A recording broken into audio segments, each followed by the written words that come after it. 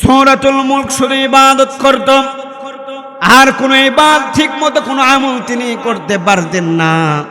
ঠিক মতো কোনো কোরআন তেলাওয়াত অন্যগুলো তিনি করতেও পারতেন না। নিয়মিত তিনি কোরআনের এই মুলকের তেলাওয়াত করেছেন, আমল করেছেন। এই বান্দা মৃত্যুর পরে যখন মওত হয়ে গেল, দুনিয়া থেকে বিদায় নিয়ে চলে গেল, দুনিয়া থেকে বিদায় নিয়ে যাওয়ার পর আযাবের ফেরেশতারা চলে আসলেন যে পূর্ণাঙ্গ কোরআনের হক তিনি কি করতে পারেন নাই, আদায় করতে পারেন নাই, পূর্ণাঙ্গ হক আদায় করতে পারলেন না। আযাবের ফেরেশতা তার সঙ্গে চলে আসলো। এমন তো অবস্থায় সূরাতুল মুলক তার সামনে যখন উপস্থিত হয়ে গেলেন, সূরাতুল মুলক উপস্থিত হয়ে যাওয়ার পর আযাবের ফেরেশতাদেরকে ডেকে ডেকে বলতেছেন, না না না, এই ব্যক্তিকে তোমরা নিয়ে যেতে পারো না, এই ব্যক্তিকে তোমরা নিয়ে যেতে পারো না। কেন পারবা না তোমরা নিয়ে যেতে? আযাবের ফেরেশতারা ডেকে ডেকে বলে, আমাদেরকে তুমি বাধা দিতে পারবা না।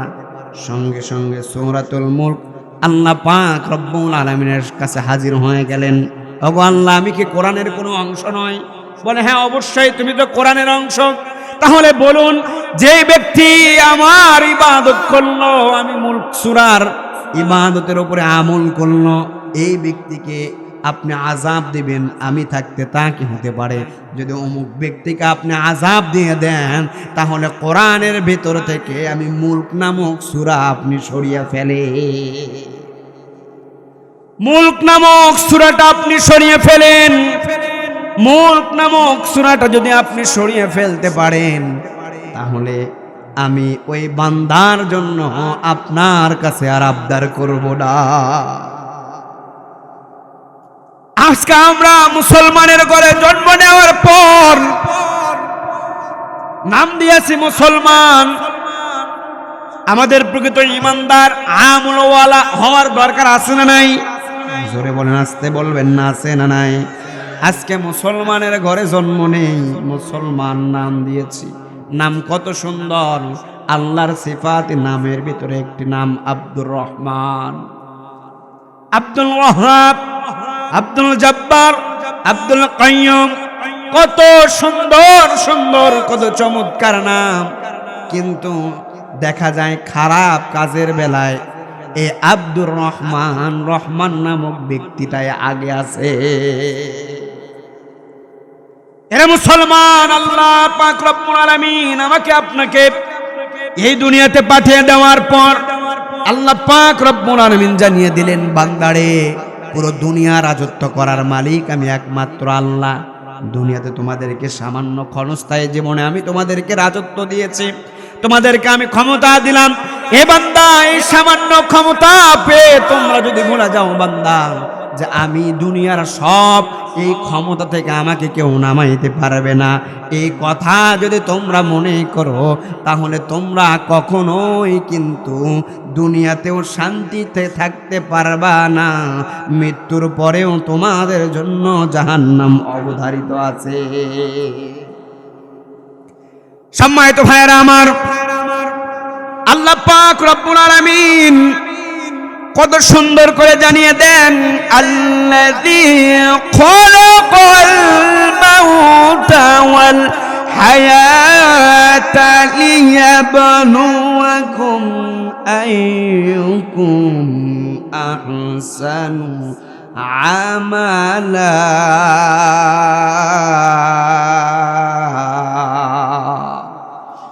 আল্লাহ পাক রব্বুল আলামিন বলছেন, তিনি সৃষ্টি করেছেন মৃত জীবন তোমাদের পরীক্ষা করার জন্য। কে তোমাদের মধ্যে উত্তম আমলকারী, কে তোমাদের মধ্যে উত্তম আমলকারী? ভাইরা আমার, আমরা ভাবি মৃত্যু এলে পরীক্ষা শেষ, কিন্তু আল্লাহ বলছেন মৃত্যু নিজে একটা পরীক্ষা। আমরা মনে করতেছি দুনিয়া থেকে বিদায় নিয়ে চলে যাব, আমাদের মনে হয় সবকিছু শেষ, আমরা আল্লাহর কাছে জান্নাতে যাব। এত সহজ কথা বলে, এত সহজ? আল্লাহ পাক রব্বুল আলামিন বলছেন, বান্দারে, তোমরা মনে করো মৃত্যু হয়ে গেলে তোমাদের পরীক্ষা শেষ। না না বান্দা, মৃত্যু একটি পরীক্ষা। কি একটি পরীক্ষা? বলেন না কেন, কি একটি পরীক্ষা? মৃত্যু একটি পরীক্ষা। আল্লাহ পাক রব্বুল আলামিন বলছেন, প্রশ্ন হবে না তুমি কত বছর বাঁচলে, প্রশ্ন হবে কেমন আমল নিয়ে, কি আমল নিয়ে কতদিন পর্যন্ত তুমি বেঁচে থাকলে আমি আল্লাহ পাক রব্বুল আলামিন তোমাকে প্রশ্ন করব।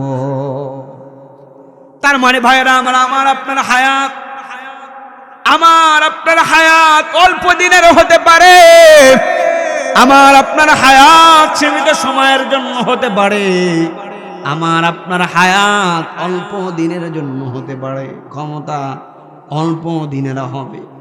মৃত্যুর পরে আল্লাহ পাক রব্বুল আলামিন আমাদেরকে জিজ্ঞাসা করবে, বান্দারে আমি আল্লাহ তোমাদেরকে যে কয়দিন হায়াত দিলাম, আমি আল্লাহ পাক রব্বুল আলামিন তোমাদেরকে যতদিন পর্যন্ত হায়াত দিছি এটা আমি প্রশ্ন করব না। ও বান্দা আমি প্রশ্ন করব, আমি আল্লাহ তোমাকে অল্প কয়েকদিন যে কয়েকদিন হায়াত দেই না কেন, ও বান্দা এ হায়াতের ভেতরে তোমরা আমল করলা না আমি আল্লাহর নাফরমানি করলা, আমি আল্লাহ পাক রব্বুল আলামিন কিয়ামতের দিন এটাই তোমাদের প্রশ্ন করব। এর ভাই এই দুনিয়া থেকে বিদায় নিয়ে চলে যেতে হবে। এই দুনিয়া থাকার জায়গা নয়, দুনিয়া বড় স্বার্থপর রে ভাই, দুনিয়া কাউরে থাকতে দেয় না, দুনিয়া কাউরে জায়গা দেয় না, দুনিয়া কাউরে জায়গা দেয় না। এই দুনিয়া থেকে বিদায় নিয়ে চলে যেতে হবে, এই দুনিয়া থেকে বিদায় নিয়ে চলে যেতে হবে। এই দুনিয়া থাকার জায়গা নয়, দুনিয়া বড় স্বার্থপর, দুনিয়া টাকাওয়ালা কেউ থাকতে দেয় না, বড় ক্ষমতাশীল ওয়ালা কেউ এই দুনিয়া তারায় দিয়েছে, থাকতে দেয় নাই। কত ক্ষমতার বড়াই দেখে কত দুনিয়াতে মানুষ আসলো রে ভাই, কত মানুষ আসলো গেল, নারী পুরুষ সহ নাসলিমা তসলিমের মতো এত বড় একজন মুনাফিক, এত বড় একজন নাস্তিক বোরকার বিরুদ্ধে কথা বলে বোরকা নিয়ে পালিয়ে যেতে বাধ্য হইল। ক্ষমতায় থাকবো 41 সাল পর্যন্ত রাজত্ব করব, আমি সারা রাজত্ব করার মতো বাংলাদেশে কেউ নাই, এমন ঘোষণা দিয়েছে কি দেয় নাই? জোরে বলেন, দিয়েছে কি দেয় নাই? আল্লাহ পাক রব্বুল আলামিন বলছেন, বান্দারে ভুলে যেও না, আসমানের দিকে তাকায় দেখো রে বান্দা, আসমান আমি আল্লাহ কত সুন্দর করে বানাইছি, কত সুন্দর করে আমি আল্লাহ আসমান বানাইলাম, জমিন বানাইলাম। বান্দা ও বান্দা আমি আল্লাহ তুমি মানুষকে বড় সুন্দর আকৃতি দিয়ে বানাইছি, বড় মহাব্বত করে আমি আল্লাহ তোমাকে বান্দা বানাইছি। ও বান্দা তুমি কি একবার তোমার নিজের দিকে তাকাও না? ও বান্দা তুমি কি নিজের গঠনের দিকে একবার তাকাইতে পারো না?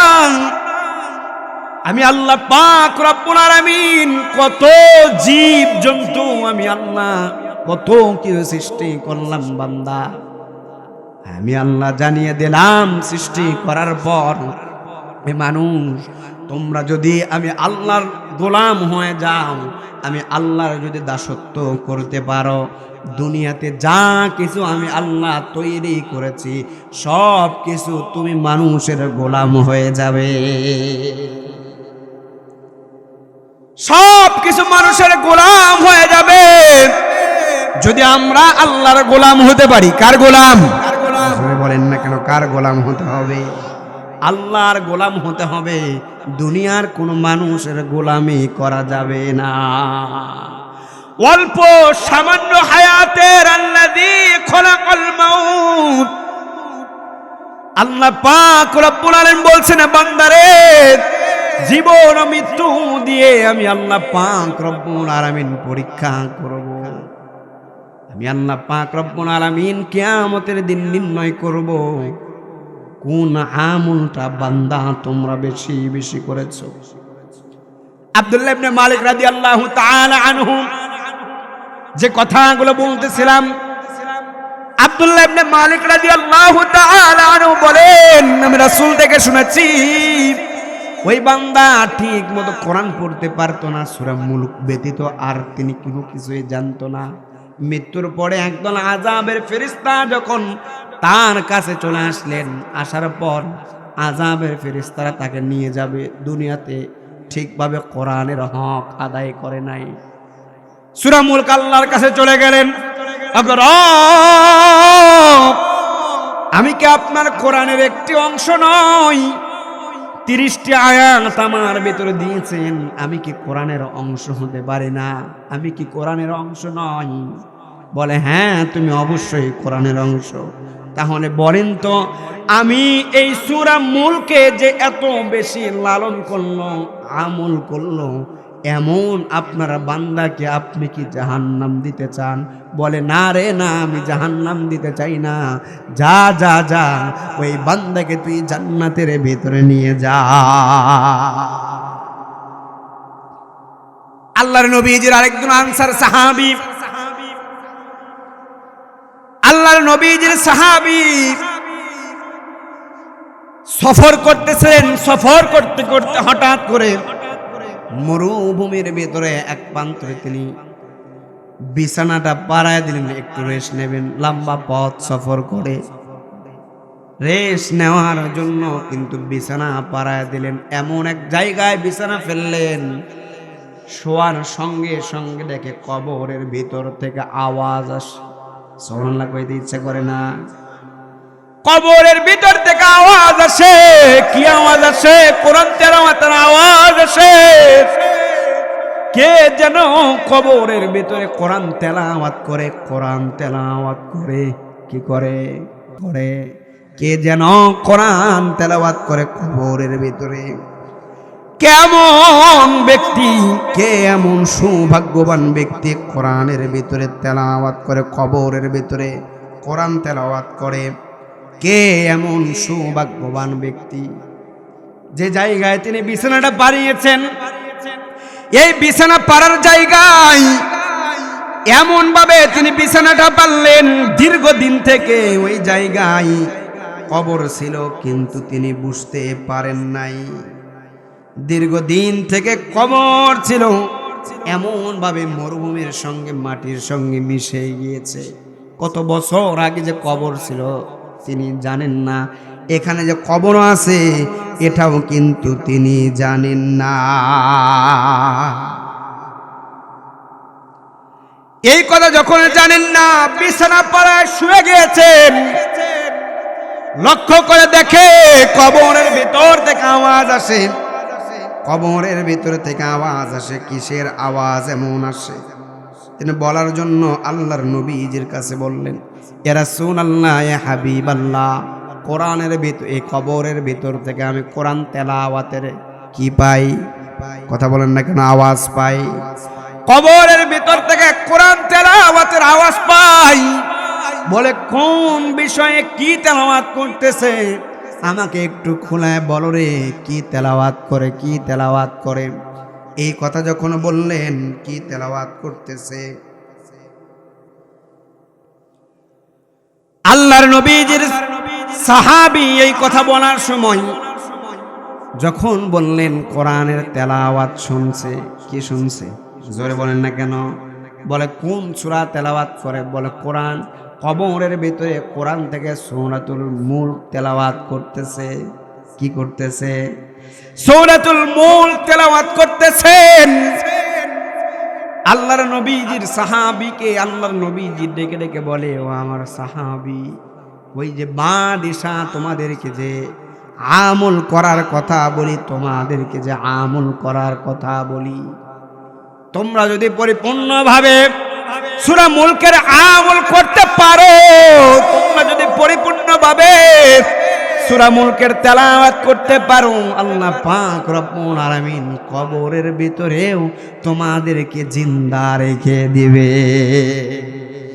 এলাকার ভিতরে দেখবেন অনেক সময় নদী ভাঙ্গন হয়ে কবরের থেকে লাশ বের হয়, হয় না? কত আগে দুনিয়া থেকে বিদায় নিয়ে চলে গিয়েছে কেউ জানে না, কেউ জানে না, কেউ জানে না। কত আগে দুনিয়া থেকে বিদায় নিয়ে চলে গিয়েছে কেউ কিন্তু জানে না। লাশ দেখবেন দীর্ঘদিন পর, শত শত বছর পর লাশ বের হয়, যেমন লাশ কিন্তু তেমনই আছে। ইরাকের বাগদাদের একটি ঘটনা বলে আল্লাহর নবীজির একজন সাহাবী আব্দুল্লাহ ইবনে হুযায়ফা, এই আব্দুল্লাহ ইবনে হুযায়ফা ইরাকের বাগদাদে তার সাগরের কিনারায়, বাগদাদের সাগরের কিনারায় তার কবর দেওয়া হইল। কি দেওয়া হইল? জোরে বলেন না কেন, আমার কথা বুঝেন আপনারা বাবা? ইরাকের বাগদাদে তাদের কবর দেওয়া হলো। কবর দেওয়ার সময় ইরাকের বাগদাদে যখন কবর দিলেন, দীর্ঘদিন হয়ে যায়, তৎকালীন সময়ের ঘটনা। 1933 সালে তৎকালীন সময় ইরানের বাগদাদের ক্ষমতায় ছিল আব্দুল্লাহ ইবনে ফয়সাল বা মোহাম্মদ ফয়সাল নামে। ইরানের বাগদাদে একজন মুসলিম ক্ষমতায় ছিল, ইরানের বাদশা ফয়সাল। এই বাগদাদের বাদশা ফয়সালকে একদিন নয়, 2 দিন নয়, 3বার স্বপ্নে দেখানো হইল। হে ইরানের বাদশা ফয়সাল, নদী ভাঙ্গন হয়ে গিয়েছে। নদী ভাঙ্গন হয়ে আমি আল্লাহর নবীর সাহাবী হুযায়ফা, নদী ভেঙ্গে আমার লাশ এক পাশে বের হয়ে গিয়েছে। এই নদীর পানি আমি লাশের সঙ্গে বারবার ছিটানি খাই। ঢে আমি হুযায়ফার কাছে বারবার পানি আসে। ও বাগদাদের বাদশা, ও বাগদাদের বাদশা, একটু আসো না গো, আমি তো আল্লাহর নবীর সাহাবী হুযায়ফা রাদিয়াল্লাহু তাআলা আনহু, একটু কবরটা ঠিক করে দাও, নইলে সম্ভব হইলে এখান থেকে নিয়ে গিয়ে অন্য একটি জায়গায় আবার তুমি দাফন কাফন করে দাও। একদিন স্বপ্ন দেখাইলেন। স্বপ্ন দেখানোর পর বাগদাদের বাদশা ফয়সাল দিনের বেলা যখন দিন হয়ে গেল, বিভিন্ন ব্যস্ততার কারণে স্বপ্নটা ভুলে গেলেন। দ্বিতীয় দিন আবার একই স্বপ্ন দেখায়, ঠিক ভুলে গেলেন। তৃতীয় দিনের বেলা একই স্বপ্ন দেখায়, ভুলে গেলেন। কোনো রিয়াকশন নাই, কোনো কার্যকরী নাই। চতুর্থ দিন গিয়ে বাগদাদের প্রধান মুফতি, বাগদাদের প্রধান মুফতির কাছে যখন স্বপ্ন দেখানো হইল, হে বাগদাদের প্রধান মুফতি, বসে বসে কি করো? আমি আল্লাহর নবীর সাহাবী হুযায়ফা নদীর ভাঙ্গনে, সাগরের ভাঙ্গনে আমার কবরটা ভেঙে গিয়েছে। আমার পাশে আমার বন্ধু আব্দুল্লাহ আনসারী, আল্লাহর নবীর আরেকজন সাহাবী শুয়ে আছে।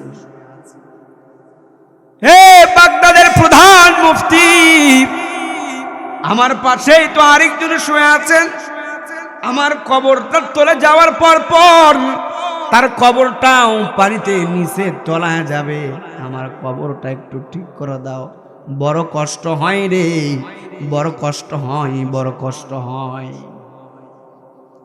প্রধান মুফতিকে এই স্বপ্ন দেখানোর পর সঙ্গে সঙ্গে ইরানের বাগদাদের সেই বাদশা ফয়সালের কাছে ছুটে গেলেন। বাদশা ফয়সাল, আল্লাহর নবীর সাহাবী আমাকে স্বপ্ন দেখায়, সাগরের ভাঙ্গনে তার লাশটা বের হয়ে গিয়েছে।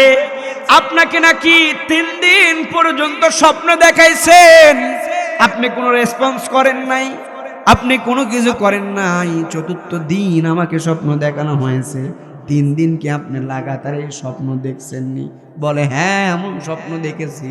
এই কথা বলার সঙ্গে সঙ্গে খবর ছড়িয়ে পড়ল সারা বিশ্বময়। সারা বিশ্বময় যখন খবর ছড়িয়ে পড়ল, মক্কা মদিনাতে খবর এসে গেল ইরাকের বাগদাদে আল্লাহর নবীর একজন সাহাবীর সাগরের পানিতে ভেঙ্গে ভেঙ্গে আল্লাহর নবীর একজন সাহাবীর কবর বের হয়ে গিয়েছে। আল্লাহর নবীর সাহাবীর কবরটা দেখা যায় রে। ও মক্কাবাসী, ও মদিনাবাসী, ও নবীর প্রেমিকরা, কে কে আছো? চলো চলো আল্লাহর নবীর সাহাবীকে একটু দেখার জন্য যাও। আমার মন তো বলে, যদি হয়তোবা ধরে নেন আমরা মক্কা বা মদিনাতে বসবাস করতেছি, আল্লাহর নবীজির অসংখ্য সাহাবাদের কবর যদি কোথাও আমরা শুনতে পাই, অমুক জায়গায় আল্লাহর নবীজির সাহাবার কবর বের হয়েছে, কবরটা ভেঙে গিয়েছে, আল্লাহর নবীজির সাহাবীকে দেখা যায়, মনে হয় মুসলমান কেউ ঘরে বসে থাকবে না, অন্তত পক্ষে দেখার জন্য ছুটে চলে যাবে। এটাই হয় না আমাদের মুসলমানদের? এই কথা সারা বিশ্বময় ছড়িয়ে গেল। সারা বিশ্বময় ছড়িয়ে যাওয়ার পর সঙ্গে সঙ্গে চতুর্দিক থেকে লক্ষাধিক মানুষ জড়ো হয়ে গেলেন। বাগদাদে লক্ষাধিক মানুষ জড়ো হয়ে গেলেন আল্লাহর নবীজির সাহাবীকে দেখার জন্য। লক্ষাধিক মানুষ যখন জড়ো হয়ে গেলেন, আল্লাহর নবীজির সাহাবী আব্দুল্লাহ ইবনে হুযায়ফার কবরের পাশে যাওয়ার পর, আব্দুল্লাহ ইবনে হুযায়ফার কবরের পাশে যাওয়ার পর কবরের ভিতরে লক্ষ্য করে দেখেন, আজ থেকে নিয়ে 1300 বছর আগে, 1300 বছর আগে আল্লাহর নবীজির সাহাবী হুযায়ফা রাদিয়াল্লাহু তাআলা আন দুনিয়া থেকে বিদায় নিয়ে চলে গিয়েছে। মনে হয় লোকটা, মানুষ মরলে যেমন মানুষের পালস সব কিছু যেমন বন্ধ হয়ে যায়, কিন্তু বাগদাদের লোকেরা খেয়াল করে দেখলেন আব্দুল্লাহ ইবনে হুযায়ফার পালস মনে হয় না বন্ধ হয় নাই, টকবগে যুবক মনে হয় ঘুমিয়ে গিয়েছে। এরা আল্লাহর গোলাম, এরা মুসলমান। আপনাদেরকে বোঝানোর জন্য বলি,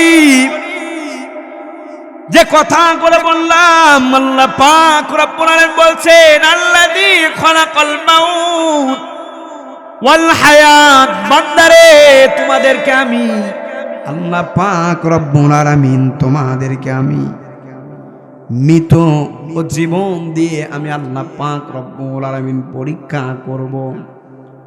অল্প কয়েকদিন হায়াত বান্দা তোমাকে আমি আল্লাহ পাক রব্বুল আলামিন দিব। এই হায়াত দেওয়ার পর আমি আল্লাহ পাক রব্বুল আলামিন বান্দা তোমাকে জিজ্ঞাসা কখনো করব না, ও বান্দা তোমাকে এত লং টাইম আমি হায়াত দিলাম, ও বান্দা শুকরিয়া স্বরূপ কি করেছো? এমন কোন হিসাব আমি আল্লাহ পাক রব্বুল আলামিন তোমাকে করব না। আমি আল্লাহ তোমাকে সরাসরি প্রশ্ন করব, বান্দা যে কয়দিন হায়াত পেয়েছো, এই হায়াতের ভিতরে বান্দা আমি আল্লাহ পাক রব্বুল আলামিন আমল করেছো না আমি আল্লাহ পাক রব্বুল আলামিনের সঙ্গে নাফরমানি করেছো? ও বান্দা, আমি আল্লাহ পাক রব্বুল আলামিন এই প্রশ্ন তোমাকে করব, এই প্রশ্ন আমি আল্লাহ পাক রব্বুল আলামিন তোমাকে করব। আমার আপনার থেকে আমলের হিসাব নেবে, ঈমানের হিসাব নেবে।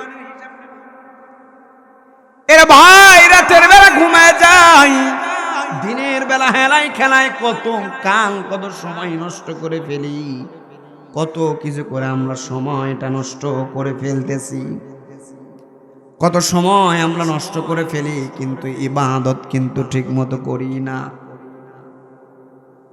জোহরের নামাজের সময় সরকারি বলেন বেসরকারি বলেন খাবারের জন্য সময় দেওয়া হয়, হয় কি হয় না? খাবারের ভিতর থেকে আপনি কি 5টা মিনিট জোহরের নামাজ আদায় করার জন্য আপনি কি সময় পাবেন না? জোরে বলেন না কেন? আপনি কি 5টা মিনিট নামাজ আদায় করার জন্য সময় পান না? আসরের সময় আপনার চাকরির স্থানটা ছুটি হয়ে যায়, আপনি বাড়িতে ফিরে আসেন, বাড়িতে এসে বা পথের মধ্যে কি আপনি আসরের নামাজ আদায় করতে পারবেন না? জোরে বলেন না কেন?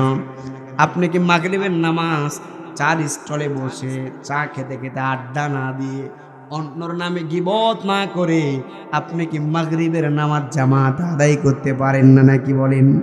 এরে ভাই, আপনি কি ইশারের সময় বাড়িতে শুয়ে এসে ফোনে টিকটক দেখেন, ফেসবুক চালান, মেসেঞ্জারে কত চ্যাট করেন, হয়তো কত কথা বলেন, কত কিছু দেখতেছেন, আপনি কি চাইলে পারবেন না রে ভাই ইশারের নামাজ আদায় করতে? আল্লাহ পাক রব্বুল আলামিন বললেন, বান্দা তুমি কি কখনো খেয়াল করেছো নাকি শীতের ভিতর আমি আল্লাহ পাক রব্বুল আলামিন রাতটা বড় করে দিয়েছি, বিশাল বড় রাত আমি আল্লাহ পাক রব্বুল আলামিন তোমাকে দিলাম। যখন গরমের সময় যখন হয়ে যায়, প্রচন্ড গরমে বান্দা তোমরা ঘুমাতে পারো না, ও বান্দা আমি আল্লাহ পাক রব্বুল আলামিন দিনটা বড় বানায়া দিলাম, রাতটা ছোট বানায়া দিলাম, বান্দা যেন প্রচন্ড গরম না লেগে তোমার কষ্ট হয়। ও বান্দা, শীতের ভিতরে আমি আল্লাহ রাব্বুল আলামিন রাতটা বিশাল বড় বানায়া দিয়েছি, কত বড় রাত আমি আল্লাহ পাক রব্বুল আলামিন বানিয়ে দিলাম।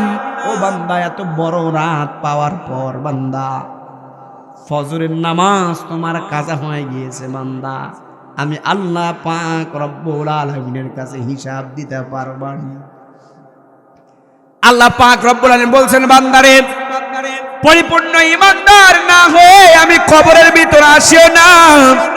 আমি কবর বড় মারাত্মক জায়গা, ডেঞ্জারাস ওয়ে। কবর বড় মারাত্মক জায়গা। কবর কাউরে ছাড় দেয় না, কবর কাউরে ছাড় দিবে না, কবর কাউরে ছাড় দিবেন না ভাই। সাপ বিচ্ছুর ঘর, পোকামাকড়ের ঘর। ওই কবরে যদি আপনার আমল ভালো থাকে আপনি ভালো, ওই কবর যদি আপনার আমল ঈমান ঠিক না থাকে ওই কবর আপনার জন্য দোজকের আকরা হয়ে যাবে। এরা ভাই দুনিয়াতে কত নিতার পিছে চামচামি করি, যে আল্লাহ পাক রব্বুল আলামিন আমাকে আপনাকে বানাইলেন। এই জমিনের মালিক কে? জোরে বলেন, আসতে বলবেন না, জোরে বলেন। এরে ভাই ঘুমাই কে? জিমাইতেছে ভাই, কি ঘুমিয়েছে? আল্লাহ পাক রব্বুল আলামিন বলছেন, বান্দারে আমি আল্লাহ পাক রব্বুল আলামিন বড় নিয়ামত বানিয়ে দিলাম। ও বান্দা, আমি আল্লাহ পাক রব্বুল আলামিন নিয়ামত স্বরূপ তোমাকে এত সুন্দর সুন্দর জমিন দিয়ে দিলাম। এই জমিনের ভিতরে ফুল আছে, ফল আছে, খাবার আছে। আমি আল্লাহ পাক রব্বুল আলামিন আসমান কত সুন্দর করে বানাইলাম। যেদিকে তাকাও বান্দা, কোথাও আসমান যে ফেটে গিয়েছে এমন কোন জায়গা দেখা যায় নাকি? জোরে বলেন না কেন, দেখা যায় নাকি? আল্লাহ পাক রব্বুল আলামিন বলছে, বান্দারে আসমানের দিকে কি তোমরা তাকাও না? আসমানের দিকে কি তোমরা তাকাও না? বিজ্ঞানীদেরকে দেখে দেখে বলতেছে, ও বিজ্ঞানীরা তোমরা কি আসমান নিয়ে কখনো গবেষণা করো না? আসমান নিয়ে একবার গবেষণা করে দেখো। এত বড় আসমান বানাইলাম, যেখানে আসমান তোমরা দেখতে পাও মনে হয় ওই যে আসমান, মনে হয় সামনে গেলে ধরা যাবে। কথা বলেন না কেন? মনে হয় সামনে গেলে ধরা যাবে, কিন্তু যত সামনে যান না কেন আসমানকে ছোঁয়ার ক্ষমতা কোনো মানুষের না। আল্লাহ পাক রব্বুল আলামিন সূরাতুল মুলকের 3 নম্বর আয়াত আল্লাহ পাক রব্বুল আলামিন বলছেন, ফারজি'ল বাসারা হাল তারা মিন ফুতুর। আল্লাহ পাক রব্বুল আলামিন কত সুন্দর করে বললেন, বারবার তাকাও, বারবার তাকাও। কোন ফাটল কি দেখতে পাও না কিরে বান্দা? বারবার তাকিয়ে দেখো। ও দুনিয়ার বিজ্ঞানীরা বারবার আসমানের দিকে তাকায় দেখো, কোন ফাটল কি দেখতে পাও? একবার নয়, বারবার তাকাও। আমি আল্লাহ পাক রব্বুল আলামিন আসমান বানাইলাম, জমিন বানাইলাম, পাহাড় বানাইলাম, সমুদ্রের পাশে গিয়ে আমরা ছবি তুলি। আমাদের ছবির ব্যাকগ্রাউন্ড যেন সুন্দর আসে। কি আসে? জোরে বলেন না কেন? পাহাড়ের পাশে গিয়ে আমরা ছবি উঠাই, আমাদের ছবির ব্যাকগ্রাউন্ড যেন সুন্দর আসে। আল্লাহ পাক রব্বুল আলামিন বলছেন, বান্দারে আসমান আমি আল্লাহ বানাইলাম, জমিনও আমি আল্লাহ বানাইলাম, পাহাড় পর্বত আমি আল্লাহ পাক রব্বুল আলামিন বানাইলাম। ও বান্দা, আমি আল্লাহ পাক রব্বুল আলামিন তুমি মানুষকেও বানাইছি, কিন্তু আমি আল্লাহ পাক রব্বুল আলামিন তুমি মানুষকে বানানোর পর আমি আল্লাহ পাক রব্বুল আলামিন জানিয়ে দিলাম, বান্দারে তুমি মানুষকে আমি বড় মোহাব্বত করিয়া, বড় মায়া করিয়া, ও বান্দা তুমি মানুষকে আমি আল্লাহ পাক রব্বুল আলামিন বানাইছি, বড় মায়া করিয়া আমি মানুষ বানাইছি। ও বান্দা এত সুন্দর করে আকৃতি দিলাম। আরে ভাই আমরা বুঝতেছি না কত নিয়ামত। দুইটা চোখ যাদের নাই এমন অন্ধ মানুষের কাছে গিয়ে বলেন দুনিয়ার মায়া তার কাছে কত বেশি। একজন অন্ধকে বলেন যে অন্ধ তোমাকে এক পাশের দুনিয়ার রাজত্ব দিয়ে দিব, আর তোমাকে যদি দুইটা চোখের জুতি ফিরায় দিয়ে অন্ধ তুমি কি চাও? অন্ধ বলবে রাজত্ব না আমার দরকার নাই, দুনিয়ার দরকার নাই, টাকার দরকার নাই, ক্ষমতার দরকার নাই, দুইটা চোখের জুতি ফিরায় দিলে আমি এই দুনিয়াতে সফল। এমন কথা বলবে কি বলবে না? এর ভাই যার দুটো হাত নাই কি নাই? কথা বলেন না কেন? হাতটা আল্লাহ পাক রব্বুল আলামিন বড় নিয়ামত করে বানিয়ে পাঠিয়েছেন। হাত দুইটা নিয়ামত, চক্ষু দুইটা নিয়ামত। এই যে শ্বাস প্রশ্বাস নেই আমাদের নাক দিয়ে, কি দিয়ে? আপনি হসপিটালে যান বা ক্লিনিকে যান, 1 ঘন্টা অক্সিজেন দেওয়ার জন্য 300 টাকা লাগে। কয় টাকা? জোরে বলেন না কেন? বিভিন্ন সরকারি হাসপাতালে 100 টাকা নেই। কয় টাকা নেই? আপনি এই যে শ্বাস প্রশ্বাস নেন, এই শ্বাস প্রশ্বাস নেওয়ার জন্য ঘন্টায় মানুষকে 300 টাকা দেওয়া হয়। আল্লাহ পাক রব্বুল আলামিন বলছেন, বান্দারে গাছপালা আমি আল্লাহ পাক রব্বুল আলামিন তৈরি করে দিলাম, সৃষ্টি করে দিলাম। দিনের ভিতরে কতবার, কত হাজার বার এরকম করে কত লিটার যে শ্বাস প্রশ্বাস তোমরা নেও বান্দা, আমি আল্লাহ যদি শুধু একটা, তোমার কাছে যদি একটা হিসাব চাই, এই একটা হিসাব বান্দা তোমরা দিতে পারবা না। তাহলে যে কথাগুলো বলতেছিলাম, বলতে বলে এদিকে চলে আসলাম। ইরানের বাগদাদের মনে আছে? জোরে বলেন না, মনে আছে নাকি? বাগদাদের আল্লাহর নবীজির সাহাবী হুযায়ফা রাদিয়াল্লাহু তাআলা কবর বের হয়ে যাওয়ার পর লোকেরা দেখে আজ থেকে 13 বছর, আজ থেকে 1300 বছর পূর্বে আল্লাহর নবীজির সাহাবী দুনিয়া থেকে বিদায় নিয়ে চলে গিয়েছে। লাশ বের হয়েছে, যেমন লাশ তেমনই। সুবহানাল্লাহ কন, জোরে বলেন না সুবহানাল্লাহ। মানুষরা লক্ষ্য করে দেখতেছে রক্তের যে পালস আছে, এই পালস মনে হয় চলতেছে। ত্বকের দিকে খেয়াল করে দেখে এত সুন্দর চকচকে, এত সুন্দর ত্বক, মনে হয় এখনই বিউটি পার্লার থেকে সেজে গুজে আসছে। সুবহানাল্লাহ কন। আল্লাহর নবীজির সাহাবী, তাদের চেহারা এত সুন্দর, না জানি ওই নবীজির চেহারা কত সুন্দর ছিল। খাদিজাতুল কুবরা রাদিয়াল্লাহু তাআলা আনহা দেখে দেখে বলে, ইউসুফ নবীর চেহারা দেখিয়ে তৎকালীন সময় সুন্দরী সুন্দরী মিয়ারা হাতের আঙ্গুলগুলো কেটে ফেলেছিল। আমার নবী, দয়ার নবী, মায়ার নবী চেহারা যদি কেউ দেখতো, হাতই নয় কলিজা পর্যন্ত কেটে ফেলতো, তারপরেও তারা বুঝতে পারতো না।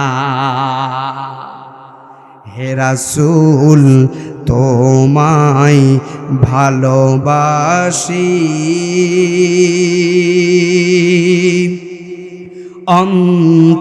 অন্তরে শুধুই মুখে না, জান্নাতের আশায় নয় হে রাসূল, জাহান্নাম কেউ ডরি না। চলবে? জোরে বলেন, চলবে? জান্নাতের আশায় নয় হে রাসূল, জাহান্নাম কেউ ডরি না। তোমায় পাওয়ার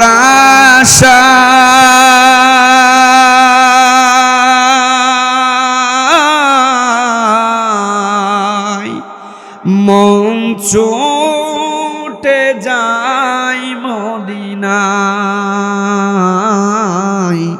তোমায় পাওয়ার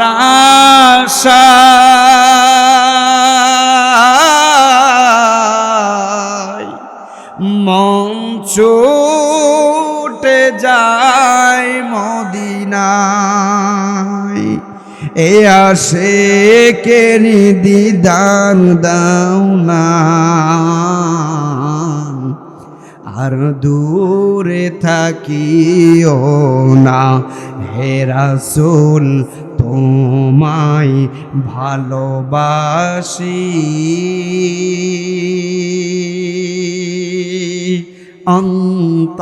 অন্তরে শুধুই মুখে না,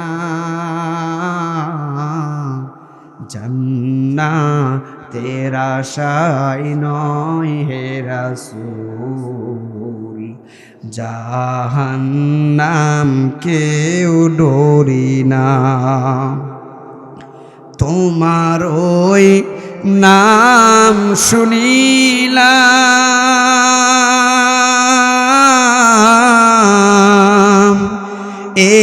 চোখে দেখলাম না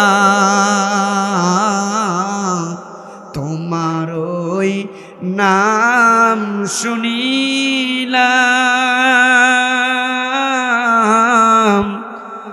এই চোখে দেখলাম না এই সুর যদি শুনে থাকো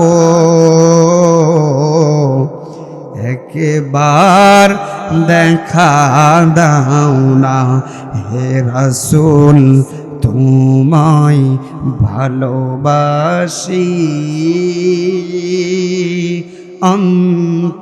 অন্তরে শুধুই মুখে না জান্নাতের আশায় নয় হে রাসূল জাহান্নাম কেউ ডরি না কত আশিক যাই মদিনায় তবে যায় আতহাই এ গরিবের আরজি শোনো মোরে খাবে দেখা দাও না হে রাসূল তোমায় ভালোবাসি অন্তরে শুধুই মুখে না জান্নাতের আশায় নয় হে রাসূল জাহান্নাম কেউ ডরি না নবীজিকে ভালোবাসার দরকার আছে না নাই জোরে বলেন আছে না নাই আল্লাহর নবীজির সাহাবীরা এত নবীজিকে ভালোবাসলেন এত ভালোবাসলেন আম্মা জান খাদিজাতুল কুবরা রাদিয়াল্লাহু তাআলা আনহা দেখে দেখে বলে ইউসুফ নবীকে দেখে যদি সুন্দরী সুন্দরী মেয়েরা যদি হাতের আঙ্গুল যদি কেটে ফেলতে পারতো গো আমার নবীজির চেহারার দিকে তাকাইলে বলি যা কেটে ফেলতো তারপরেও তারা বুঝতে পারতো না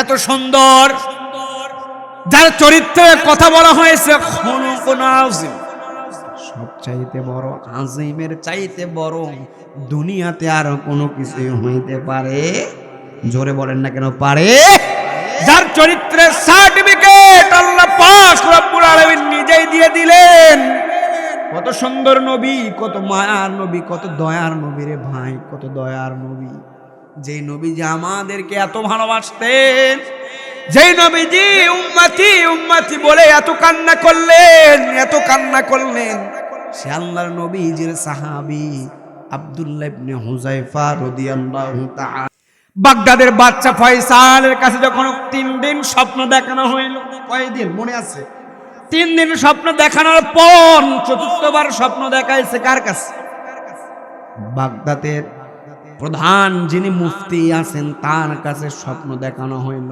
খাবি দেখা দিয়েছে আল্লাহর নবীজির সাহাবী ডেকে ডেকে বলে হে বাগদাদের প্রধান মুফতি শুয়ে শুয়ে থাকো আর আমি আল্লাহর নবীজির সাহাবী হুযায়ফা রাদিয়াল্লাহু তাআলা আনহু কবরটা ভেঙে যায় পানিটা আমার গায়ে লাগে রে বড় কষ্ট হয় এই কথা বলার পর সঙ্গে সঙ্গে বাদশার কাছে চলে আসলেন বাদশা দলবল সঙ্গে নিয়ে গেল সাগরের কিনারায় নিয়ে যাওয়ার পর সাগরের কিনারায় যখন নিয়ে গেলেন যাওয়ার পর তিনি লাশের দিকে খেয়াল করে দেখেন মনে হয় সবে মারা গিয়েছে বা না হয় ঘুমা গিয়েছে 1300 বছর পূর্বে আল্লাহর নবীজির সাহাবী দুনিয়া থেকে বিদায় নিয়ে চলে গেলেন মনে হয় কবরে সবে তাকে রাখা হয়েছে একটা পশমও নষ্ট হয় নাই নখগুলোও নষ্ট হয় নাই হাড়গুলোও নষ্ট হয় নাই মাংসগুলোও পচে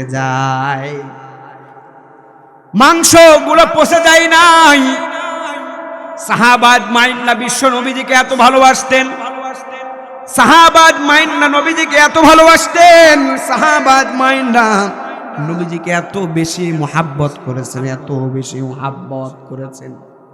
নবীজি যা বলেছেন তাই করেছেন, যা বলেন নাই এমন কোনো কিছু সাহাবাজ মাইন্না করেন। জোরে বলেন না কেন করে? আল্লাহর নবী যেই জন্য বলছে, বান্দারে ও আমার উম্মত, আমার জীবনী নিয়ে তোমরা বাড়াবাড়িও করবা না, আবার সারাসারিও করবা না। কি করবা না? আমার জীবনী নিয়ে আমি রাসূল যেইভাবে চলাফেরা করেছি ঠিক একইভাবে তোমরা চলাফেরা করবা।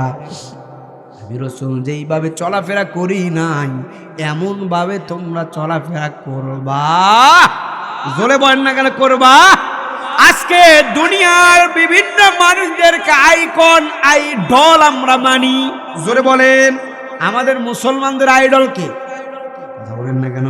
মুসলমানদের আইডল বিশ্ব নবী জনাবে মুহাম্মদ রাসূলুল্লাহ সাল্লাল্লাহু। কোন নেতা আমাদের আইডল হতে পারে না, কোন নেত্রী আমাদের আইডল আইকন হতে পারে না। আমাদের আইডল একমাত্র মুহাম্মদ রাসূলুল্লাহ। জোরে বলেন মুহাম্মদ রাসূলুল্লাহ সাল্লাল্লাহু আলাইহি ওয়াসাল্লাম আমাদের আইডল, আমাদের আইকন। দুনিয়ার কোন নেতা যেমন আমাদের আইডল হতে পারে না, দুনিয়ার নেতা যারা কোরআন বিরোধী, ইসলাম বিরোধী, এদের সঙ্গে আমাদের থাকাও যাবে না। আল উলামা ওয়ারাসাতুল আম্বিয়া। আল্লাহর নবীজি দুনিয়া থেকে বিদায় নিয়ে চলে গিয়েছেন। আল্লাহর নবী দুনিয়া থেকে বিদায় নিয়ে যাওয়ার পর, আল্লাহর নবীজি দুনিয়া থেকে যাওয়ার পর রিসালাতের দায়িত্ব দিয়ে গেলেন সর্বপ্রথম আবু বকরকে। কাকে? জোরে বলেন না কেন? সর্বপ্রথম আবু বকর রাদিয়াল্লাহু তাআলা আনহুকে রিসালাতের দায়িত্ব দেওয়ার পর তারপর থেকে সাহাবাত মাইন্না রিসালাতের দায়িত্ব পালন করলেন, তাবেরা করলেন, তাবেঈন করলেন, সলফে সালেহিন করলেন, বুজুর্গানে দিন করলেন, আইম্মায়ে মুস্তাহিদিন করলেন। আজকে আলেম ওলামারা আল্লাহর নবীজির রেখে যাওয়া জীবন ব্যবস্থার উপরে কথা বলে, আল্লাহর নবীজির রেখে যাওয়া দিন কায়েম নিয়ে কথা বলে, যারা বাধা দেয় মনে করতে হবে এরা আল্লাহর নবীজির প্রকাশ্য দুশমন। কারণ যারা কোরআন বিরোধী, যারা ইসলাম বিরোধী, যারা শরিয়া বিরোধী, এরা কখনো আল্লাহর বন্ধু, নবীজির বন্ধু হতে পারে? জোরে বলেন না কেন পারে? আজকে বারবার বলা হয়, বিগত 17 বছর ধরে বাংলাদেশের ছোট থেকে ফোলাফান গুলো, বড় ফোলাফান সবাই জানে, বাংলাদেশে একটি দল আছে মাজলুম দল, কোরআনের দাওয়াত দিয়েই গিয়েছে। সেই দলে ছিল আমাদের কোরআনের পাখি শহীদ আল্লামা দেলোয়ার হোসাইন সাঈদী। এর ভাই সাঈদী সাহেব দুনিয়া থেকে বিদায় নিয়ে যাওয়ার পর আমার সামনে আপনারা আওয়ামী লীগের বায়ো থাকতে পারেন, বিএনপির বায়ো থাকতে পারেন, কিন্তু আপনাদেরকে একটা কথা বলে যাই, আল্লামা সাঈদী শুধু জামাত ইসলামের সম্পদ ছিল না, আল্লামা সাঈদী ছিল পুরা মুসলিম উম্মাহ, এই বাংলাদেশের সম্পদ।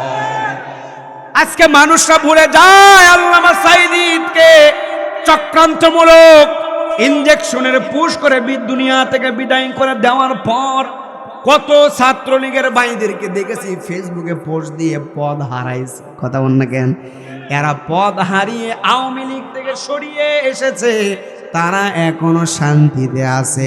যারা পদে থেকে আলেমদেরকে নির্যাতন করেছে, যারা পদের উপর থেকে কোরআনওয়ালাদের সঙ্গে নাফরমানি করেছে, বেয়াদবি করেছে, আজকে তারা বাংলাদেশে ঘরে ঘুমাইতে পারে না। আল্লামা সাঈদী বিদায় নিয়ে চলে যাওয়ার পর 24-এর গণঅভ্যুত্থান হয়ে গেল। আবু সাঈদ ভাই বুক পেতে দিয়ে দুনিয়া থেকে বিদায় নিয়ে চলে গেল। মুগ্ধ ভাই আমার পানি পানি বলতে বলতে দুনিয়া থেকে বিদায় নিয়ে চলে গেল। কত মা সন্তানকে হারাইলো, কত বাবা সন্তানকে হারাইলো। 24-এর গণঅভ্যুত্থান হয়ে গেল। গণঅভ্যুত্থান হয়ে যাওয়ার পর নবী প্রেমিক, দেশপ্রেম যদি থেকে থাকে, শহীদ ওসমান হাদির মতো কোন বান্দার দেশপ্রেম মনের ভেতরে নাই। এত দেশপ্রেমিক আমরা দেখি নাই, এত দেশপ্রেম আমরা দেখি নাই। দেশের বিরুদ্ধে কিন্তু তিনি কথা বলেন নাই, কথা বললেন কিন্তু ভারতীয় আধিপত্যবাদ তার বিরুদ্ধে। জোরে বলেন না কেন? তিনি কিন্তু একটা কথা বলতে গিয়ে বলেছেন যে আমি আল্লামা সাইদি সাহেবের কথা বলবো, তার ভালো ভালো গুণের কথা বলবো। এই কথা বলতে গিয়ে লোকজন বলে যদি আমি জামাত করি, আমি জামাত। কথা বলেন না কেন? তিনি বলেছেন আমি খালেদা জিয়ার কথা বলবো, প্রেসিডেন্ট জিয়াউর রহমান সাহেবের কথা বলবো, ভালো ভালো গুণের কথা বলবো। এই গুণের কথা বলতে গিয়ে যদি কেউ বলে আমি বিএমপি করি, আমি বিএমপি, তার মানে বোঝা যায় মনের ভেতরে যার দেশপ্রেম থাকে, ঈমান থাকে, মনের ভেতরে যার ঈমানের সফলতা থাকে, এরা ভালো মানুষকে অ্যাকসেপ্ট করে, ভালো মানুষের কথা বলে। যারা ঈমানদার নয় এরা কখনো ভালো মানুষের কথা বলতে পারে না। কত সুন্দর 24-এর গণ অভ্যুত্থান হয়ে গেল, মনে মনে ভাবলাম বাংলাদেশে স্বাধীন দেশ হয়েছে, আরেকটি গণ অভ্যুত্থান হয়ে 71-এর পর মনে হয় এই বাংলাদেশে এবার শান্তিতে থাকতে পারবো। না রে ভাই, না, দেখি নাই। এখন বলে বিগত দিন যারা 17 বছর ধরে যারা বেশি নির্যাতনের শিকার হয়েছে, যারা বেশি নেতা নেত্রীদেরকে হারিয়েছে, এদেরকে একদল এসে বলে আমরা নাকি গুপ্ত বাহিনী। জোরে কন্যা কেন? দেখেন নাই মনে হয়? বলে আমরা নাকি গুপ্ত বাহিনী। আরে ভাই, গুপ্ত বাহিনী যদি না থাকতো 17 বছর, এই যে গুপ্ত বাহিনী যদি না থাকতো 17 বছর পর হাসিনাকে বিদায় করতে পারতি না। এই গুপ্ত বাহিনী ছাড়া সম্ভব? কথা বলেন না কেন? এই গুপ্ত বাহিনী ছাড়া সম্ভব? হে মুসলমান আল্লাহর গোলাম, বাংলাদেশে কত ইসলামী দল আছে? আমরা 11টা দল দেখলাম, ঐক্য জোটের 11টি দল ঐক্য নষ্ট করছে কি করে নাই? কিছুদিন আগে গজল বের হইল, জামাত চরমনাই, হিফাজত খেলাফত, আমাদের ভেদাভেদ নাই। জামাতের পরেই যেই চরমনাইয়ের নাম আসলো, তারা কিন্তু ঐক্য ভেঙে দৌড় দিয়ে পালিয়ে গেল। আমি ছোট মানুষ, এখনো বলি বাংলাদেশের সব আলেম ওলামা, বিভিন্ন মতভেদ থাকতে পারে আমাদের ভিতরে, যদি আলেম ওলামা আমরা যদি ঐক্যবদ্ধ হতে পারি, আলেমরা যদি ঐক্যবদ্ধ হতে পারি, আগামীতে আলেমদের নেতৃত্বে সোনার বাংলাদেশ গড়বে। আর আলেমরা যদি এখনো সময় আছে, যদি ঐক্য না হতে পারি, আগামী 50 বছরেও আলেমরা ক্ষমতায় আসতে পারবে না। ঐক্যবদ্ধ বাংলাদেশ দরকার। আমরা যারা কোরআনের কথা বলি, আমরা যারা ইসলামের প্রচার করি, আমরাই যদি ঐক্য নষ্ট করি, ভেঙে ফেলি, সাধারণ মানুষ তো আমাদেরকে থুতা দিবে। বলেন না কেন? অনেক ভাইরা আছে বলে হুজুর বলেন তো আপনাদের ভিতরে এত দল, তাহলে আমরা কোনটা ইসলামী হক দল এটা ভেবে কোন দল করব নিজেই তো জানি না। কথা কন না কেন? আমরা যদি এত ভেদাভেদ তৈরি করি, এত ভেদাভেদ তৈরি করলাম, সামান্য এই জীবন আল্লাহ পাক রব্বুল আলামিন আল্লাযী খালাকাল মাউতা ওয়াল হায়াতা লিয়াবলুয়াকুম আইয়ুকুম আহসানু আমালা, আল্লাহ পাক রব্বুল আলামিন আমলের পরীক্ষা করবেন। এই সামান্য জীবন দিয়ে আল্লাহ পাক রব্বুল আলামিন পরীক্ষা নেবেন।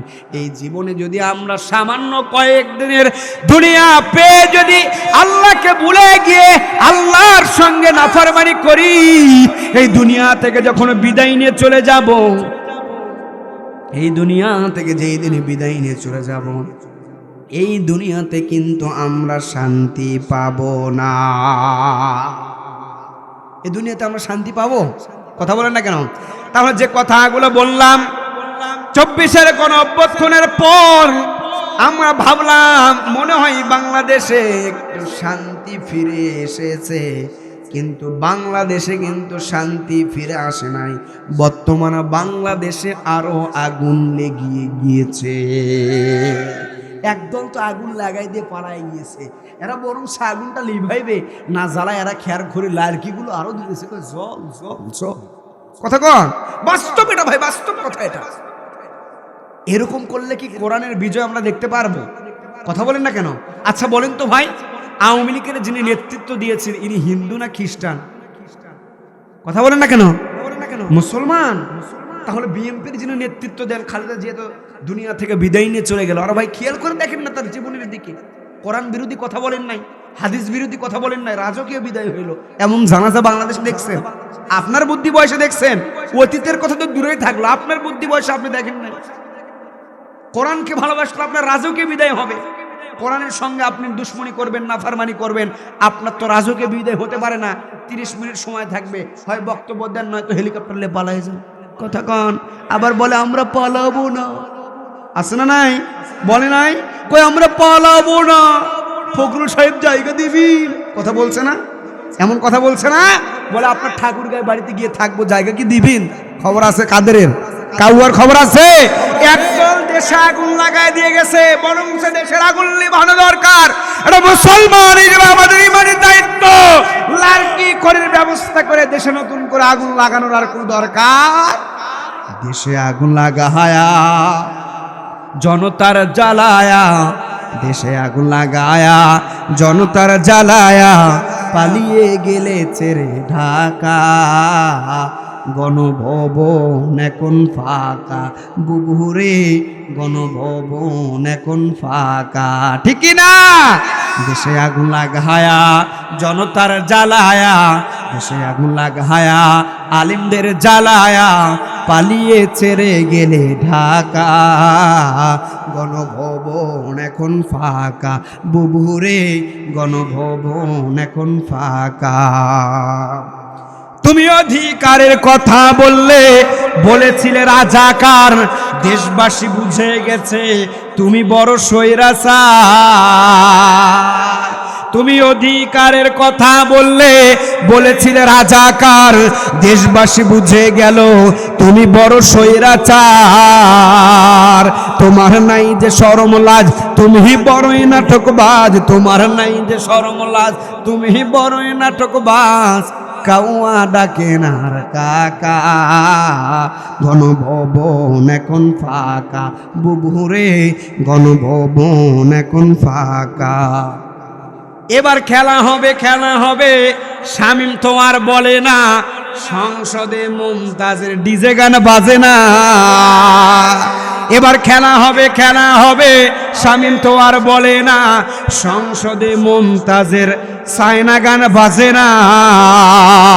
পলকের ঝলক তো আর নাই, বুবুর টাকলা মুরাদ নাই, পলকের ঝলক তো আর নাই, বুবুর টাকলা মুরাদ নাই। দিল্লিতে মামু বাড়ি একা, গণভবন এখন ফাঁকা, বুবুরে গণভবন এখন ফাঁকা, ঠিক না? মিথ্যা মামলা ফাঁসি দিলে আল্লামা সাইদি সাহেব রে, কত বড় ডাইনি রে তুই, নাই মায়া তোর অন্তরে। মিথ্যা মামলায় ফাঁসি দিলে সোনার মানুষগুলো রে, কত বড় ডাইনি রে তুই, নাই মায়া তোর অন্তরে। সে আদালত আছে, ফাঁসির দড়ি আছে, সেই আদালত আছে, ফাঁসির দড়ি আছে, অপেক্ষা করছে শুধু ঢাকা। গণভবন এখন ফাঁকা, বুবুরে গণভবন এখন ফাঁকা, ঠিক না? দেশের 12টা বাজায় দিয়ে আবার বুবু কয় আমি আইতেছি। কি করতেছি ভাই? কথা বলে না কেন? আমি কি করতেছি? আমি তো বলি তুমি আসো বাবু, তোমার জন্য বাংলাদেশের 18 কোটি মুসলমান জুতার মালা নিয়ে অপেক্ষা করে। জোরে আওয়াজ দিয়ে বলেন। কোন নাস্তিকদের বেলায় কথা বলতে গেলে, স্বৈরাচারের বিরুদ্ধে কথা বলতে গেলে মুসলমানের অহংকার হতে হবে উচ্চ স্বরে, কারণ মুসলমান বাঘের জাত, মুসলমান কিন্তু বিলায়ের জাতি নয়। কথা বলেন ঠিক কিনা? সিংহের মতো 1 মিনিট বাঁচতে চাই, বিলায়ের মতো 500 বছর বেঁচে থাকার কোনো লাভ? কথা বলেন না কেন? কোনো লাভ? সিংহের মতো মুসলমান গর্জন দিয়ে 1 মিনিট বেঁচে থাকবো মুসলমান ইনশাআল্লাহ। আমরা মুসলমান বিড়ালের জাত। কথা বলেন না কেন? বিড়ালের জাত। এতদিন হায়াত নিয়ে কি করবো? আল্লাহ তো বলছেন বান্দা এতদিন হায়াত দিলাম, এটা জিজ্ঞাসা করবো কি করবো না? এটা জিজ্ঞাসা করব না। আমি আল্লাহ তোমাকে কিয়ামতের দিন জিজ্ঞাসা করব, বান্দা তোমাকে যতটুকু আমি হায়াত দিলাম, কি দিলাম? যতটুকু আমি হায়াত দিলাম, এই হায়াত নিয়ে তুমি কি আমল করেছো, কি নিয়ে এসেছো আমার কাছে হিসাব দিয়ে দাও। সম্মানিত ভাইরা আমার, 12টা পার হয়ে গিয়েছে। অনেক মা বোনদেরকে দেখেছি, মা বোনদেরকে কিছু কথা বলিয়া শেষ করে দেব। আরে ভাই, এই যে মা আছে, মা বোনেরা, আমারও মা আছে, আপনারও মা আছে না নাই? কথা বলেন না কেন? বাবা আছে না নাই? আমারও মা আছে, আপনারও বাবা আছে। এরা যুবক আল্লাহর গোলাম। কত যুবকরা আছে মাকে কষ্ট দেই, বাবাকে কষ্ট দেই, এমন যুবক আছে না নাই? সংক্ষিপ্ত একটা কথা বলে আপনাদের মাঝ থেকে বিদায় নিয়ে যাব। মক্কাতে বড় একজন ইমাম আছে, মক্কার ইমাম, ইমাম আল কালবানী রাহিমাহুল্লাহ। ইমাম আল কালবানী হাফিজাহুল্লাহ, ইমাম আল কালবানী হাফিজাহুল্লাহ মক্কার বড় ইমাম। ইমাম আল কালবানী হাফিজাহুল্লাহ মায়ের দোয়া পেয়ে মক্কার ইমাম হয়ে গিয়েছে। কার দোয়া? জোরে বলেন। মায়ের দোয়া পেয়ে মক্কার বড় ইমাম হয়ে গিয়েছে। মক্কার বড় ইমাম, এত বড় একজন ইমাম, কাবা শরীফের ইমাম। কার মনের না চাওয়া আছে আমার সন্তান কাবা ঘরে ইমাম হোক? চাওয়া আছে না আমাদের? আরে ভাই, মক্কার বড় ইমাম, ইমাম আল কালবানী হাফিজাহুল্লাহ, ছোট্টবেলায় বাবা নাই, মা অনেক কষ্ট করে ইমাম আল কালবানীকে বড় করলেন। কালবানী হাফিজাহুল্লাহকে বড় করতেছে, বড় করেন। এলাকার ভিতরে অনেক দুষ্টামি করে, ছোট ছোট পোলাপান করে, কি করে না? মায়ের কাছে বিচার নিয়ে আসে, সালিশ নিয়ে আসে, আপনার সন্তান আমার সন্তানকে মেরেছে, আপনার সন্তান আজকে এই কাজ করেছে, আপনার সন্তান এই দুষ্টুমি করেছে। ইমাম কালবানী হাফিজাহুল্লাহর আম্মা কখনো তাকে এমনভাবে মার দেয় নাই, ধমক দেয় নাই, তাকে শাসনমূলক কিছু কথা বলে তার জন্য কখনো গড়দোয়া করে নাই। যখন ছোট্ট ছিল ওই সময় থাকাকালীন ইমাম আল কালবানী হাফিজাহুল্লাহর আম্মা ইমাম কালবানীর মাথায় হাত দিয়ে বলেন, হায় আল্লাহ, আমার সন্তানকে আপনি কাবা ঘরের ইমাম বানায় দেন। জোরে সুবহানাল্লাহ কর। আমার সন্তানকে আপনি কাবা ঘরের ইমাম হিসেবে কবুল করে নেন।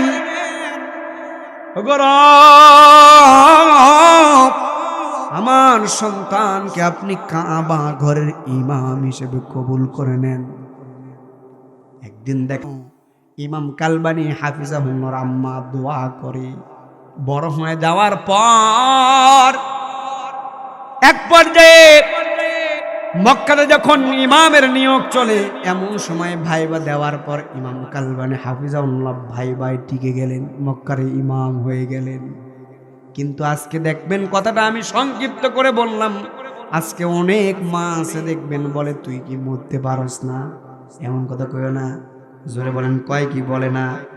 অনেক মা বলে, তুই কি মরতে পারস না? এত জ্বালা স্কিল লেগে আমারে, এমন কথা কয় কি কয় না? জোরে কোন, কয় কি কয় না? এমন অনেক কথা কিন্তু মারা বলে, বাবারা বলে। মাদেরকে বলে যাব, গো মা, পদ্মার আলের মা, সন্তানকে গালি দেন না, শাসনমূলক 2-4টা চর থাপ্পড় দেওয়ার পর সন্তানে যখন ঘুমায়া যাবে, বাহিরে চলে যাবে, একাকী নিরালাই আল্লাহর কাছে 2 হাত তুলে যদি দোয়া করতে পারেন, আপনার সন্তানও কাবা ঘরে ইমাম হয়ে যাবে। মায়ের দোয়া কেমন করে কবুল হয়? ছোট্ট মার্বেল বল আছে, চেনেননি? মার্বেল বল চেনেন? এইটা আমরা যে ক্রিকেট খেলি না, বল আছে না ভাই, এই বলের কথা বলি, ক্রিকেট যে বল আছে না, আচ্ছা বলেন তো, এই বল যদি কোনো ওয়ালে এরকম করে নিক্ষেপ করা হয়, বল সঙ্গে সঙ্গে আমার আপনার কাছে আসবে না? কথা বলেন না কেন, আসবে না? ঠিক মায়ের দোয়া এমন, তার চাইতেও, বিদ্যুতের চাইতেও বেশি। মা যদি কোনো সন্তানের জন্য দোয়া করে, দোয়া করতে দেরি হয়, আর সে আজিমের মালিক কবুল করতে দেরি হয় না। এই যুবক, মায়ের সঙ্গে বেয়াদবি করিও না, মায়ের সঙ্গে বেয়াদবি করিও না রে ভাই, মায়ের সঙ্গে বেয়াদবি করিও না। পায়ে 2টা হাত রেখে বলে যাই, মায়ের সঙ্গে কখনো খারাপ আচরণ করবেন? জোরে বলেন না কেন করবেন? আল্লাহ পাক রব্বুল আলামিন বলছেন ওয়াকাদা রাব্বুকা আল্লা তা'বুদু ইল্লা ইয়াহু ওয়া বিল ওয়ালিদাইনি ইহসানা।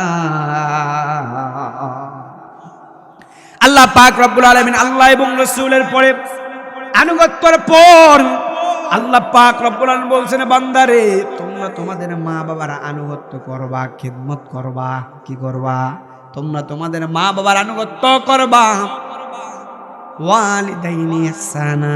আল্লাহ পাক রব্বুল আলামিন আয়াতের ভিতরে ছোট্ট একটি শব্দ ব্যবহার করেছেন, উফি ওয়ালা তানহারহুমা ওয়া কুল লাহুমা কাওলান কারীমা। এমন আচরণ করিও না। তোমাকে মা একটা কথা বললো, বিরক্ত হয়ে বলে মা আমারে শুধু সারাদিন কাজ করতে কয়, এমন কাজ করতে পারবো না। এমন আছে না? বলে কি বলে না? এমন আচরণ, এমন কথা বলবা, ফলে এই কথা শুনে তোমার মা কষ্ট পেয়ে যাবে। মনে মনে তোমার মা অন্তরে কষ্ট পেয়ে যাবে, শব্দ প্রকাশ করবে, বেদনা তোমার মা প্রকাশ করবে। এমন বেদনা যদি তোমার মা প্রকাশ করে তোমার জীবনটা ধ্বংস হয়ে যাবে। এজন্য মা বাবার সঙ্গে ভালো আচরণ করব কি করব না? জোরে বলেন না কেন করব কি করব না? মা বাবার সঙ্গে ভালো আচরণ করব। মা বাবার সঙ্গে বেয়াদবি করিস না রে যুবক, বেয়াদবি করিস না। মা বাবার সঙ্গে যদি বেয়াদবি করস এই দুনিয়াতেও ঠিকভাবে থাকতে পারবি না, মৃত্যুর পরেও এই কিন্তু শান্তি পাবি না। মায়ের সঙ্গে ভালো আচরণ করতে হবে, বাবার সঙ্গে ভালো আচরণ করতে হবে, মা বাবার আনুগত্য করতে হবে। আল্লাহ এবং আল্লাহ রাসূলের পর মা বাবার বাধ্য সন্তান হতে হবে, অবাধ্য সন্তান হওয়া যাবে না। বাবা বৃদ্ধ হয়ে গিয়েছে, মা বৃদ্ধ হয়ে গিয়েছে, বাবাকে ঘাড় ধাক্কা দিয়ে বাড়ি থেকে বের করে দেয়। সন্তান আছে না নাই? জোরে বলে না আছে না নাই? বাবা বৃদ্ধ হয়ে গিয়েছে, বাবাকে ঘাড় ধাক্কা দিয়ে বের করে দেয়। কারণ ছেলেটা সারাটা দিন ফোনের ভিতরে থাকে। বাবা এই কথা বলে, এত ফোন চালাস কেন, এত কি করস কেন, এদিক সেদিক যাস কেন, এত দুষ্টামি করিস কেন, এই কথা বলে বাবাকে ঘাড় ধাক্কা দিয়ে বাড়ি থেকে বের করে দেয়। সন্তান আছে না নাই? আরে ভাই আপনি কি খেয়াল করেছেন, আপনি যখন আপনার মায়ের পেটের ভিতরে ছিলেন, মায়ের পেটের ভিতর থেকে বের হয়ে আসার পর 2-2.5 বছর মার দুধ পান করলেন, কত নির্যাতন করলেন, কত লাথি দিলেন। ছোট্ট ছোট্ট বাচ্চারা দেখবেন মায়ের যখন দুধ পান করে, বাচ্চারা 2টা পা দেখবেন মায়ের পেটে বারবার লাথি দেয়। অবশ অবস্থায় মার পেটে লাথি দিলেন, বড় যখন হয়ে গেলেন, শক্তি হয়ে গিয়েছে, আপনার মা বাবার শক্তি কমে গিয়েছে, মায়ের সঙ্গে বেয়াদবি করলেন, বাবার সঙ্গে বেয়াদবি করলেন। এমন বেয়াদবি আল্লাহর আরশে আজিম পর্যন্ত কেঁপে উঠে যায়। এই জন্য সর্বশেষ আপনাদের থেকে বিদায় নিয়ে যাওয়ার সময় হাত জোর করে বলে যাই রে যুবক ভাই, মা বাবাদের সঙ্গে বেয়াদবি করিও না, মা বাবার সঙ্গে বেয়াদবি করিও না। মা বাবার কথা শুনো, মা বাবার আনুগত্য করো, মা বাবাকে ভালোবাসো। তোমার মা অথবা তোমার বাবা যখন বৃদ্ধ হয়ে যাবে, আল্লাহ পাক রব্বুল আলামিন বলছেন তোমার মা অথবা তোমার বাবা যখন বৃদ্ধ হয়ে যাবে তখন তাদেরকে ধমক দিও না, তখন তাদেরকে লাথি দিও না, তাদেরকে গুতা দিয়ে বের করে দিও না বাড়ি থেকে। কারণ একবার খেয়াল করো, ছোট্ট অবস্থায় তোমাকে তোমার মা বাবা কিভাবে লালন করেছে। এ বান্দা, মায়ের 1 ফোঁটা দুধের দাম তোমরা কেউ দিতে পারবা না, মায়ের 1 ফোঁটা দুধের দাম দিতে কেউ পারবা না। এ বান্দা, কত লিটার দুধ আমি আপনি, কত লিটার দুধ আমরা যে মায়ের স্তন থেকে পান করেছি, নিজেও আমরা কিন্তু হিসাব দিতে পারবো? জোরে বলেন না কেন পারবো? এই মাকে কষ্ট দিও না রে যুবক, এই মাকে কষ্ট দিও না। ওই বাবা, যেই বাবা নিজে না খেয়ে আমাকে আপনাকে খাওয়াইছে, এই বাবাকে আমার আপনার কষ্ট দেওয়া চলবে? তাহলে যে কথাগুলো বলতেছিলাম, আল্লাহ পাক রব্বুল আলামিন পরীক্ষা নেবেন, মৃত এবং জীবন দিয়ে আল্লাহ পাক রব্বুল আলামিন পরীক্ষা নেবেন। পরীক্ষা কেমন করে নেবেন? আল্লাহ পাক রব্বুল আলামিন বললেন, বান্দারে তোমাদেরকে আমি জীবন দিলাম, আবার তোমাদেরকে আমি মৃত্যু দিব। মাঝখানে একটা পরীক্ষা, মৃত্যু একটা পরীক্ষা। যখন তোমরা দুনিয়া থেকে বিদায় নিয়ে চলে আসবা, দুনিয়া থেকে বিদায় নিয়ে চলে আসার সময় বান্দারে আমি আল্লাহ পাক রব্বুল আলামিন তোমাকে হায়াত দিয়েছি 60 বছর, 70 বছর, 80 বছর, 90 বছর, 100 বছর, 100+ বছর অনেক মানুষ বেঁচে থাকে। ও বান্দা, আমি আল্লাহ তোমাকে একবারও জিজ্ঞাসা করব না, বান্দা 100 বছরের হায়াত বড় লম্বা হায়াত দিলাম, 100 বছরের জীবনের ভিতরে কি করেছো বান্দা, এমন কথা আমি আল্লাহ বলবো না। আমি আল্লাহ পাক রব্বুল আলামিন বলবো, বান্দা তোমাকে অল্প যে হায়াত দিয়েছি, আমি আল্লাহর জন্য অল্প হলেও কি পুঁজি নিয়ে এসেছো? আমি আল্লাহর জন্য যদি কিছু নিয়ে আসো বান্দা, আমি আল্লাহ পাক রব্বুল আলামিন তোমার জন্য জান্নাত রেডি করে রেখেছি। তো আল্লাহ পাক রব্বুল আলামিন জান্নাত বানাইলেন কাদের জন্য বলেন তো? কাদের জন্য বানাইছেন? আমাদেরকে দেওয়ার জন্য বানাইছে। কিসের জন্য?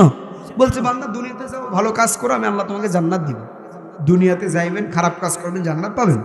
কথা বলেন না কেন? জান্নাত পাবেন। এই জন্য দুনিয়াটা একটা পরীক্ষার হল, আর দুনিয়া মাজরাআতুল আখিরা। এই দুনিয়া একটা পরীক্ষার হল। আপনি যেমন জমিতে ফসল আপনি রোপণ করেন না ভাই, ফসল রোপণ হয় জমিতে, আপনি বিভিন্ন ফসল রোপণ করেন, বিভিন্ন ফল গাছের চারা রোপণ করেন। আল্লাহ পাক রব্বুল আলামিন বলছেন, বান্দা আমি তোমাদেরকে দুনিয়াতে পাঠিয়ে দিয়েছি, আর দুনিয়া মাজরাআতুল আখিরা। এই দুনিয়া তো আখিরাতের ফসল ফলাইবার জায়গা, মাজরাআতুল আখিরা। দুনিয়াতে তোমরা যেভাবে ফসল ফলাইবা, আমি আল্লাহ পাক রব্বুল আলামিন ঠিক তোমাদেরকে একই কিছু যদি ভালো ফসল ফলাতে পারো, আমি আল্লাহ তোমার জন্য জান্নাত রেডি করেছি। আর যদি তুমি খারাপ ফসল ফলাইতে পারো, আমি আল্লাহ পাক রব্বুল আলামিন তোমাদের জন্য জাহান্নাম রেডি করেছি। কি করেছি? জাহান্নামে কি কোনো খড়ি আছে, লারকি আছে? কথা বলেন না কেন? জ্বলবে। আমাদের একদল মানুষদেরকে দিয়ে জাহান্নাম আল্লাহ পাক রব্বুল আলামিন জ্বালাইবে। আল্লাহ পাক রব্বুল আলামিনের আমলের উপরে আমাদের সবাইকে পরীক্ষা দেওয়ার তৌফিক দান করে বলে আমিন।